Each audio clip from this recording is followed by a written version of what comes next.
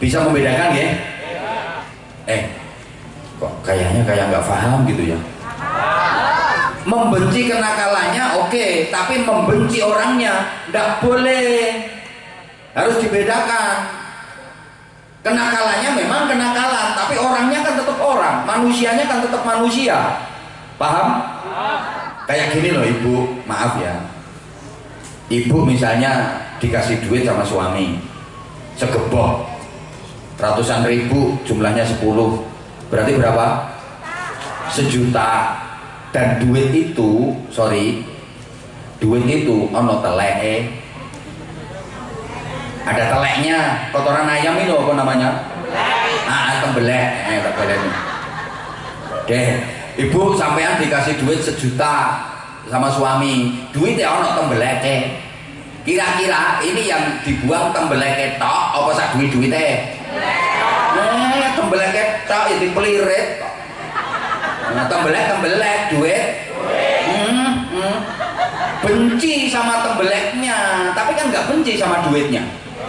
Paham? Oke, ibu boleh benci sama tumo. Tahu tumo?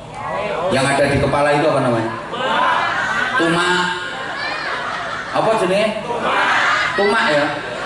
Iya tuma. Oh diganti A ya kok. Ibu boleh nggak seneng sama tuma?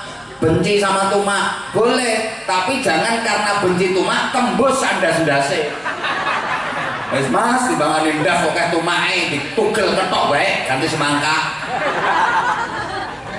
Benci tumae tapi nggak benci sandas-sandase. Paham? Benci kenakalannya tapi nggak boleh benci orangnya, nggak boleh benci manusianya. Nah, kalau kita benci kenakalan plus benci orangnya, ini mengakibatkan anak-anak kita nanti jadi nakal. Hati-hati. Dah nih, saya kasih cerita saja. Nabi itu kan banyak, 124.000. Yang diangkat jadi Rasul ada 313. Yang wajib kita ketahui 25. Yang wajib terus diingat-ingat, bahkan disebut terus ada 2. Nggak boleh lupa dan wajib disebut terus 2.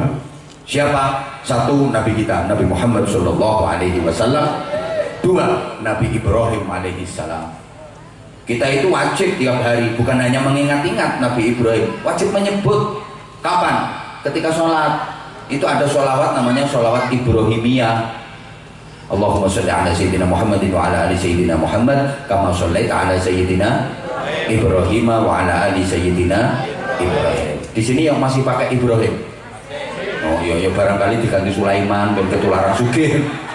Pengen kaya terus diganti Allahumma sholli ala sayyidina Muhammadin wa ala ali sayyidina Muhammad kama shollaita ala sayyidina Sulaiman wa ala ali sayyidina Sulaiman. Nyebut Sulaiman ben sugih. Enggak boleh. Utawa bapak-bapak mas-masnya biar tambah ganteng ganti wa ala ali sayyidina Yusuf. Enggak boleh, tetap Ibrahim.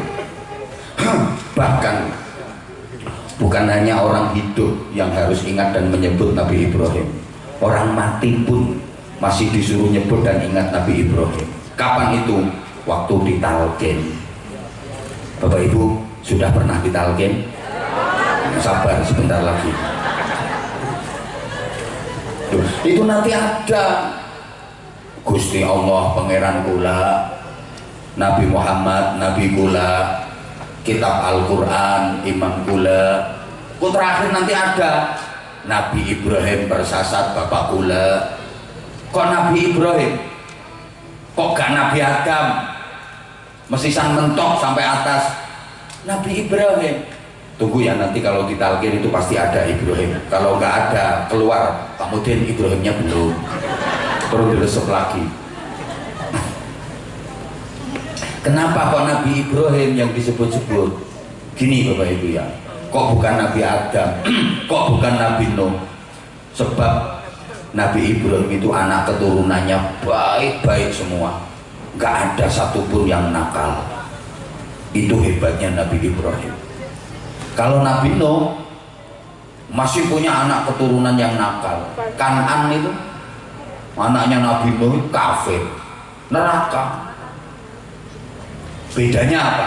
Gini, Nabi Nuh dengan Nabi Ibrahim itu sama-sama ulul azmi, sama kelompok ulul azmi, Nabi yang punya keteguhan luar biasa.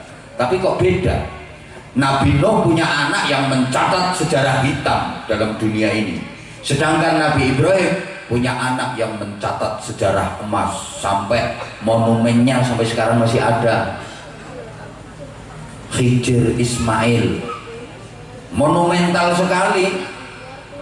Dan perjalanan Nabi Ibrahim, Nabi Ismail itu menjadi manasik haji. Coba, hebat. Padahal waktu itu Nabi Ismailnya masih kecil. Ini paham apa enggak ya diajak ngaji kayak gini ini? Nah ceritanya gini Bapak Ibu. Borati rungok ya. Nabi Ismail itu masih remaja, usia 12 tahun. Ada riwayat yang mengatakan masih usia 8 tahun. Diomongi sama bapaknya, ya bunayya inni ara fil manami anni albahuka fanzur madza tara. Nak, bapak mimpi nak, disuruh Allah nyembelih kamu nak. Gimana nak pendapatmu nak? Anak masih umur 8 tahun yang diomongi bapaknya, mimpi diperintah Allah nyembelih dirinya. Apa jawabannya? Sungguh menggetarkan. Qala ya abati fa'al ma tu'mar satajiduni insya'allahu minas sabirin. Bapak, silahkan Bapak laksanakan apa yang diperintahkan Allah kepada Bapak. Saya siap disembelih, dan insya Allah Bapak akan mendapati saya termasuk orang-orang yang sabar. Ya Allah. Coba anak Rika. Nak, Bapak mimpi nak diperintah Allah nyembelih Rika. Jadi anak enak Bapak baik sing wis tua. Ngrasakno disembelih, dipondokke wae mulih. Anakmu kuwi dipondokke nang pesantren, bapaknya sing ngeterke durung tekan omah, anake wis mlungken ning kamar. Halo? Kok bisa punya anak yang hebat-hebat? Nah, ini ceritanya gini Bapak Ibu. Nabi Nuh itu terkenal nabi yang sabar. Dimusuhi kaumnya, dilempari batu, dikata-katain gila, Nabi Nuh tetap sabar. Tapi akhirnya umat kelewatan, menentang, bukan hanya nentang Nabi Nuh, nentang agama, tapi nentang Allah. Akhirnya Nabi Nuh kan kepucuk doa, mendoakan jelek untuk kaumnya. Rabbi la tadhar 'alal ardi minal kafirina dayyara. Ya Allah, jangan kau tinggalkan di muka bumi ini, jangan sisakan di muka bumi ini satu orang pun yang menentangmu ya Allah. Innaka in tadhurhum lam yalidu illa fajiran kafara. Karena jika kau tinggalkan ada satu orang saja yang masih hidup di muka bumi, mereka nanti akan punya anak-anak dan anak keturunannya akan menentangmu ya Allah. Habisi mereka semua ya Allah, matikan mereka semua ya Allah. Dituruti sama Allah, banjir, dunia ini tenggelam, orang-orang yang nakal habis, mati semua ya Allah. Halo? Yang hidup tinggal orang-orang yang ikut naik perahunya Nabi Nuh. Jadi kita ini ternyata keturunan dari orang-orang yang ikut naik perahunya Nabi Nuh itu loh.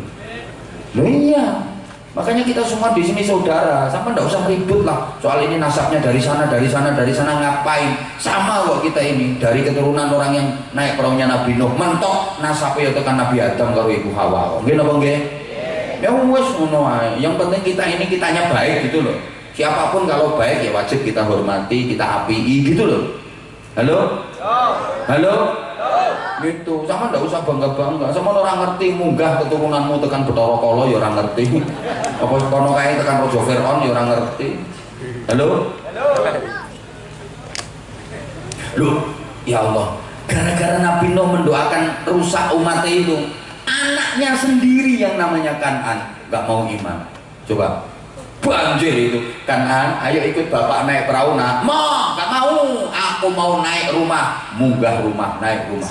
Akhirnya air makin tinggi. Kan'an dideketi sama Nabi Nuh, bawa perahu, naik perahu. Nak, ikut bapak. Nah, ini rumah mau tenggelam. Biarin rumah tenggelam, aku naik gunung. Weh, persis anaknya wong Tegal. Naik gunung Kan'an, air makin besar, makin tinggi, makin tinggi. Ditelateni sama Nabi Nuh, dideketin. Kan'an, ini gunungnya mau tenggelam. Nak, ayo nak, nggak iman sama bapak ndak apa-apa nak, yang penting ikut naik perahu. Ini rayuannya Nabi Nuh. Nah, maunya Nabi Nuh nanti kalau udah naik perahu baru dinasehati gitu loh. Nggak mau, nggak mau. Gunung mau tenggelam. Nak, biarin gunung tenggelam, aku naik pohon, itu masih ada pohon yang tinggi. Weh gitu. Masya Allah, naik pohon, air makin tinggi, makin tinggi, pohon akan tenggelam. Dideketi sama Nabi Nuh sambil nangis itu Kan'an, anaknya bapak. Ayo naik perahu nak, ayo naik perahu nak. Nggak mau, nggak mau. Kepules banjir, wus, mati di hadapan Nabi Nuh. Jadi Nabi Nuh itu tahu, Nabi Nuh itu melihat proses nazaknya Kan'an. Makanya sejak saat itu Nabi Nuh tertunduk, nangis terus, malu sama Allah. Halo? Ya Allah, paham apa enggak? Sampeyan juga awas kalau sampai mendoakan kerusakan pada orang lain. Mungkin doamu diijabah sama Allah, tapi awas anak keturunanmu nakal-nakal. Hati-hati.